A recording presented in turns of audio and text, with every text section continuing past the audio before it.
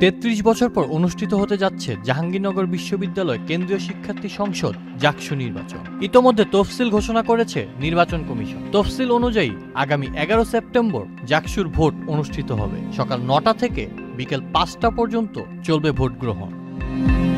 জাহাঙ্গীরনগর বিশ্ববিদ্যালয় প্রতিষ্ঠার পর 1972 সাল থেকে 8 বার জাকসু নির্বাচন হয়েছে। সর্বশেষ নির্বাচন অনুষ্ঠিত হয় 1992 সালে। সেবার ভিপি নির্বাচিত হন মাসুদ হাসান তালুকদার এবং জিএস হন শামসুল তাবরিজ। তারা দুজনই ছাত্র দলের প্যানেল থেকে নির্বাচন করে। 1993 সালের 29 জুলাই ছাত্র শিক্ষক ক্লাবে হামলার ঘটনায় প্রশাসন 1 বছর না পেরোতেই কেন্দ্রীয় ছাত্র সংসদ ও হল সংসদ ভেঙে দেয়। এরপর আর কোনো নির্বাচন হয়নি। শিক্ষার্থীদের দীর্ঘদিনের দাবি ও ধারাবাহিক আন্দোলনের মধ্য দিয়ে 33 বছর পর আবারও অনুষ্ঠিত হতে যাচ্ছে জাকসু নির্বাচন। জাকসু নির্বাচন ঘিরে উৎসবের আমেজে জাহাঙ্গীরনগর বিশ্ববিদ্যালয়। আবাসিক হলগুলো থেকে শুরু করে বিশ্ববিদ্যালয়ের বটতলা, ক্যাফেটেরিয়া, টারজান পয়েন্ট সহ ক্যাম্পাসের সব আড্ডার মূল আলোচনা এখন জাকসু নির্বাচন। ইতোমধ্যে শেষ হয়েছে নির্বাচনী প্রচারণা।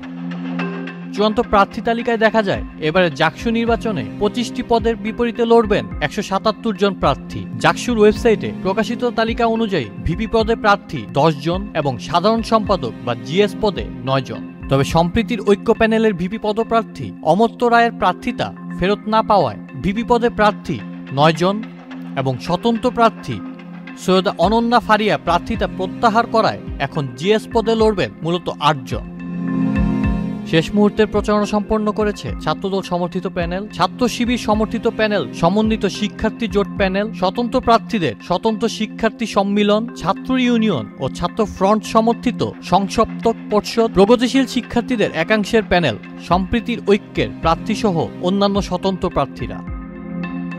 বিশ্ববিদ্যালয়ের 21টি আবাসিক হলে মোট ভোটার 11,919 জন। এর মধ্যে ছাত্র ভোটার 6,102 জন এবং ছাত্রী ভোটার 5,817 জন।